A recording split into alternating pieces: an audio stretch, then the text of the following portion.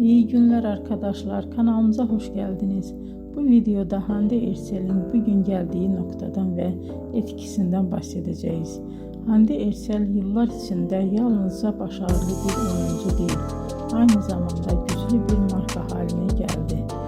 Birçok moda ve kozmetik markasıyla çalıştı ve uluslararası kampanyalarda yer aldı. Bugün o Türkiye'nin en çok konuşulan ve en çok takip edilen oyuncularından biri. Güzelliği, oyunculuğu ve ekran karizması sayesinde geniş bir hayran kitlesine sahip.